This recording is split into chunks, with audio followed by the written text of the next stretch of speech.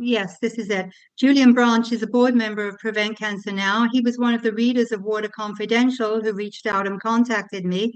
And that's why we now have Meg here today speaking to you. So, Meg's top priority in Prevent Cancer Now, as chair of the organization, is the asbestos cement water pipes, of which there are now almost 14,000 reported across Canada, potentially 20,000 kilometers or more, as only about two-thirds of communities reported the data.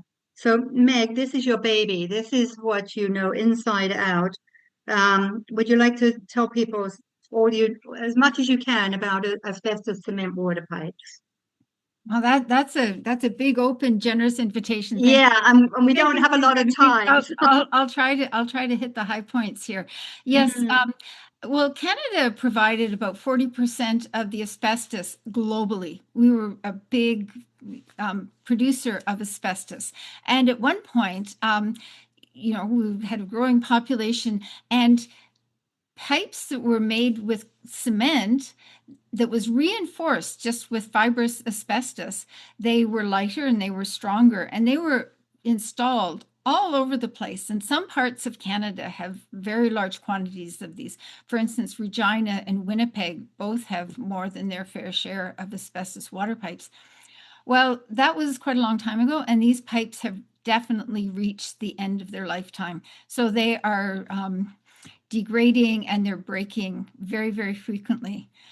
Now, in Canada, with all of the asbestos we were producing, we were very slow to recognize that asbestos could be harmful. But eventually, we did recognize that breathing asbestos was bad.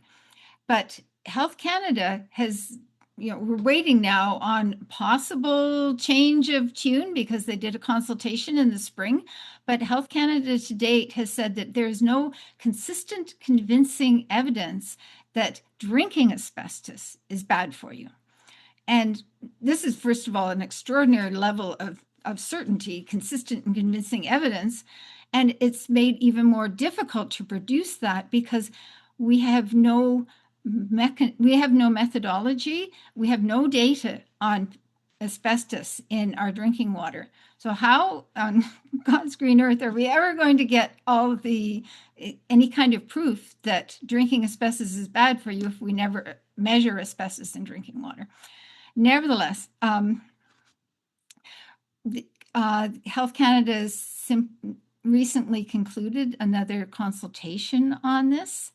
But we realize now that not only are people being exposed to asbestos, in Canada, we see very rapidly growing rates of colorectal and gastrointestinal cancers, which have been linked to breathing asbestos.